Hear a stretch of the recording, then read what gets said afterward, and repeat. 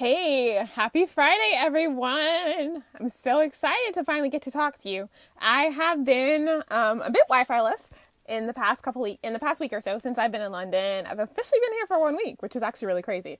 But yeah, so I've been a bit Wi-Fi-less, which is really good because I was actually on vacation for most of that. So I got to relax, chill, hang out with family. I have met so much family that I did not know that I had. And I also met family that I had seen a lot. Hi. See, your name is Lita Partique. Nice to meet you. Glad to have you here today. But yeah, so I am going to go ahead and get started about the finances talk in just a bit. Waiting on some people to trickle in just in case, or it could just be a solo event. I love talking to myself on the camera, apparently. But yeah, I met family that I had known about my whole life, and it's finally really, really cool to get to see them, interact with them, hang out with them. Some people that I was a baby when they first met me, and they were a bit older, but now we get to merge and hang out on things because, I'm an actually adult now. Go figure. But yeah. So before I'm in the Friday feeling, and because it's after 6 here, I think it might be closer to 7. I'm not really sure. And before I get way into the Friday feeling, I had some feelings that I really wanted to talk about yet. It's really, really exciting. I am getting ready to start working with my ladies in tribe calls, and that's my group mentorship program if you haven't heard about it. And the first thing that I'm doing is helping them figure out their finances and what you actually need in order to quit your business, to quit your full-time job. Because one of the things that people often say is I don't know if I'll make enough money, but I don't know if people always know how much money they're making, how much money they really, really need to make. I really always love to talk about that. That's one of those really important things. I do have I have a worksheet that I can put in. I will put it in the link in my bio after this. So that helps you figure some of those things out. But I'm definitely going to talk about that because I'm updating that specifically for the ladies in tribe calls. Yes, I would love to quit my job. It feels so refreshing to you are your own boss. You set your own hours. I'm going to be in Europe for 6 weeks, literally because I can. I work for myself. I have some really great clients. I'm really flexible. My schedule is super, super flexible, and I'm able to do that. I definitely knew I was coming to London this August because my great grandmother, she turned 100. So I always knew, basically my whole life that, hey, I was gonna be in August in 2017. And my family's coming for a week, 2 weeks, 3 weeks, but I'm able to stay for a full 6 weeks just because I can. I set my schedule, and it worked out that way. So I'm really excited about that. But yeah, and it's just a really, really great trip. So I have so many things in my mind as I'm working through all these things. But yeah, so about the finances, how I worked it out that I actually had enough money to go ahead and quit my full-time job. I'll work through a few steps, and I love the comments. So definitely keep those coming, and I will answer any questions that you have. But, so the first thing that you do to actually figure out your finances are write out your expenses. Those things that are not at all going away. The things like your mortgage, your rent, your car, those things that you need to have, those definites. If nothing else in the world, I know I have to pay these every month. You write those down at the top of your list, your top of your spreadsheet. I use Microsoft Excel. Now I use Google Sheets for just about everything, just because they're always in the cloud and they're always there, and I love them. So that's one of the first things that I put at the top of my list. These are the things that I know every month have to happen. And then after that, it comes to things that you also have to spend on, but these might fluctuate a little bit. These are things like groceries, healthcare, those kind of things. Those go next on my list because if nothing else fails, I'm paying my mortgage, I'm paying my rent, I'm paying my healthcare, I'm paying my car note, I'm paying my car insurance. So I'm paying my phone bill. Those things are definite. Those things that every month I have to have. All right, and then from there you look at what I like to call your luxury spending. For me, that's gym. And that is my chiropractor, which it's not really luxury, but it's above and beyond my regular health insurance bill because, of course, in America, health insurance doesn't cover all the things that you always want. So those are the next things on my list, those bits. I put my phone on that bit because in addition to a phone bill, I pay a monthly bill for my iPhone. So I definitely consider that a luxury because if worse comes to worse, I could have something like a Metro PCS phone or something really cheap where I'm not paying a bill like that. So I definitely consider something like that a luxury. I consider a gym a luxury because where I live has a gym. So that's included in my rent already. So my gym is above and beyond. I would consider my gym a luxury either way because, if worse comes to worse, I could do something like go walking or running or find little clips online. So if there is another way to get that thing done, I consider a luxury, and I put that in the hey, look at this later column to see if you need to take things out of it to work at it. So that is definitely there. Things like my nails and my hair, those are things I feel like a person if when I have those together, but you know, those are definitely luxuries because I can do my hair myself. I don't have to get my nails done, but I feel like a person when I have those done, so I definitely put those, they're really important to me. But at the end of the day, if worse comes to worse, I'm not gonna not pay my rent so that I can get my nails done. So I definitely put that on the luxury column and look at that, and that's one of the first things that gets cut if I need to cut back, and so on and so forth. If you're a person who eats out 4 to 5 times a week and you realize like, hey, I need to do less, you can't cut that to 0. That's not a thing at all. I love that you agree with me. Yeah, that's not a thing that at all works. So instead of cutting it to 0, you cut it to 2 or 3. You maybe don't get the $50 lobster. You cut it back and say, hey, I'm going to get a chicken meal, or I'm going to do this, or I'm going to do that. Don't cut it to like, I'm going to get McDonald's every day, because again, that's not healthy. But yeah, definitely realize you can't go from 60 to 0 with eating out and stuff like that.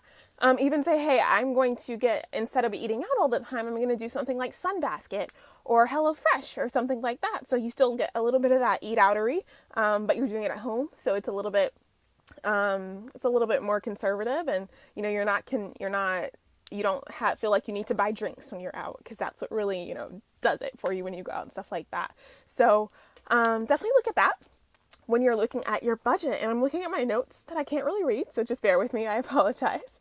Okay, so after we write down the expenses that you have to have, we write down the expenses that are going to come next in your list, like your groceries and stuff like that, your phone bill, so you can stay connected to the world, your internet bill, your utilities. Oh, Sunbasket is really, who did I hear? Lauren Carnes uses Sunbasket. And the food always looks really, really great when she shows pictures of it. It's just one of those options to HelloFresh and some of the other ones. Like, they send you your meals, your items, your grocery items. So instead of going to the grocery store, they send all of that stuff to you with some great recipes, things, some like fancier things that you might not have done on your own. So it's a really great option. So if you are short on time, it's amazing. I've been looking into those as well, but I am really picky, so I don't know if it's going to work for me. But yeah, it's a really, really great option. It cuts out your shopping time and stuff like that. But yeah, so, all right, so like after you write down those things that don't go away, like your mortgage and whatnot, and those things that you know you need, like your groceries, and then your luxury things, like your gym membership, you look at what in this list is doing way too much. What are you spending too much money on? If you're spending $500 a month on groceries and you're one person, hey, something's going on there. You need to like think about it a little bit more. If you're going to a gym that costs $300 a month and you maybe want to quit your job and you need to be able to support yourself, maybe you look at going to a less expensive gym, or so on and so forth. So once you get all those together, you have like your bottom line, the number that you need every month without fail. And then always add like 25% to that just to give yourself some cushion. So if your number is 1,000, you just add 250 to it. Say, hey, I need $1,250 every month to survive. And this is getting you to think about, once I get to that number, it's time to start looking at, hey, I can quit my job. All right.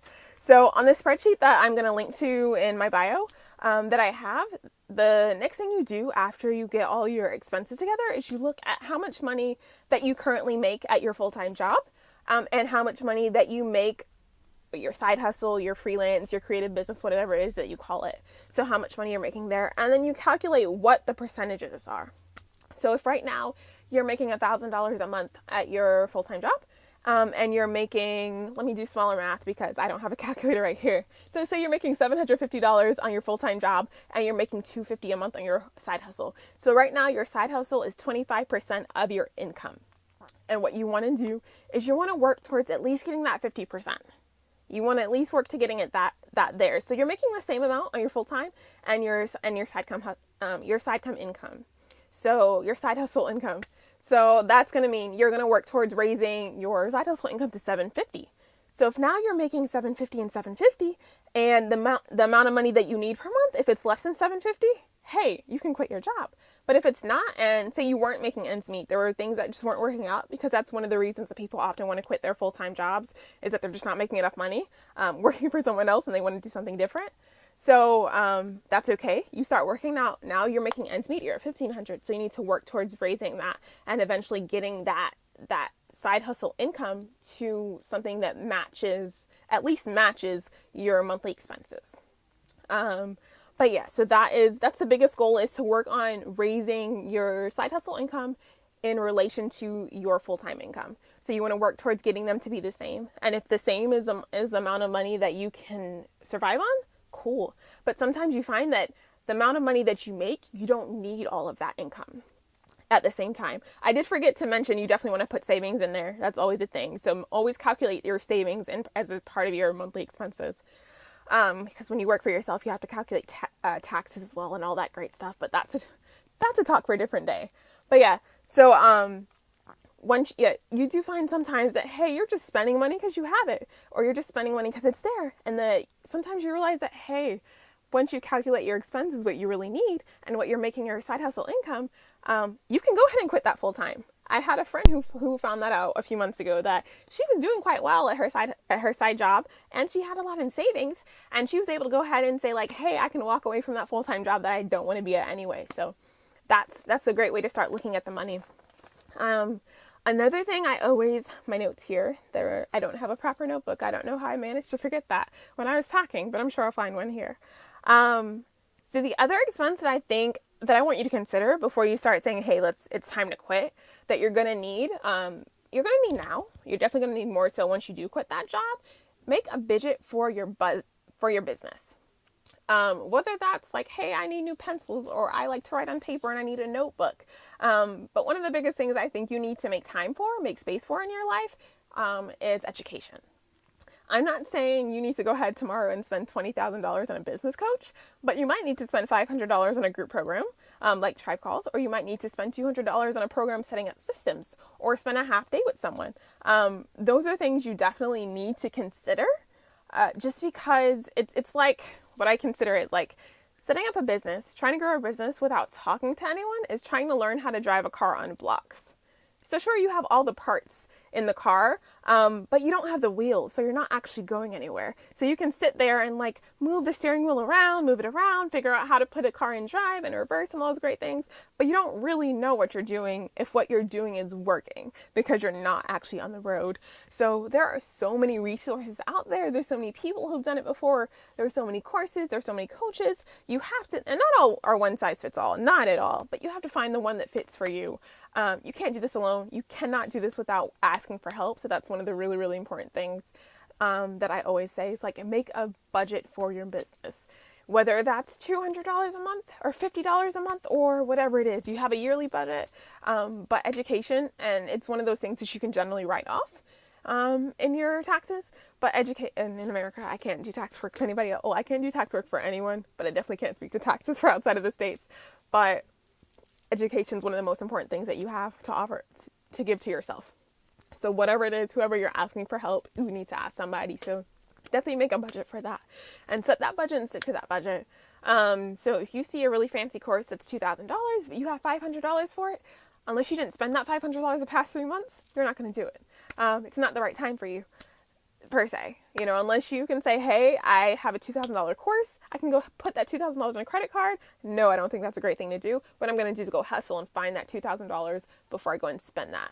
But make a budget for your business so that you have that. Say, hey, I need to make a step up in my business, so this is how I'm going to do it with this course, this coach, this program, whatever it is. Those are the biggest things. So I am going to end in just a bit, but I just want to recap. So the things that I always think you need to make a space for in your finances to figure out what it is you need to get to your quit number. First, your expenses. Those are things that are not going away, like your mortgage, your rent, your car, your utilities, daycare, whatever it is. Those things that you know that every month without a fail you need to pay. Then those next things, those things that fluctuate a little bit, like groceries, gas, you also really need those. But if anything fails, you can make space in those numbers as opposed to the other numbers you can't necessarily make space in. And then I go to the luxury items, things like extra gym, your nails, your hair. If you have like a really fancy phone or anything else, like if you have a subscription service to like perfume, I forget what it's called, like Scentsy or something like that. If you have something like that, hey, that's definitely a luxury. It is.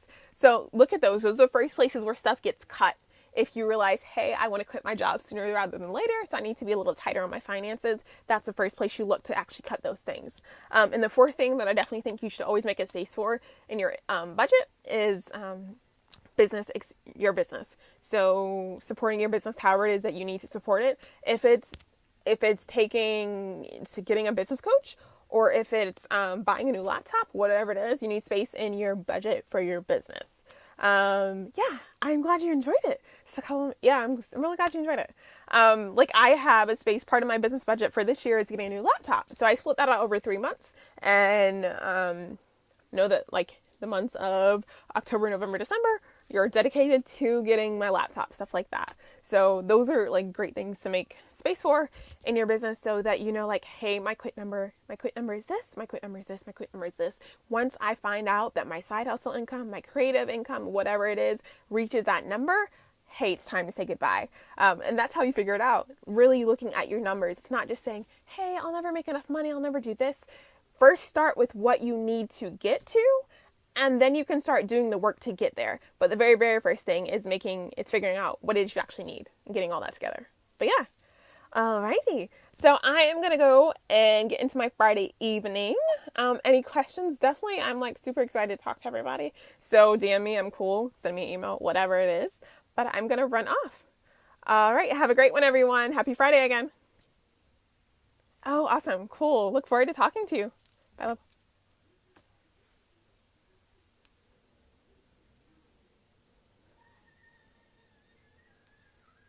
You too.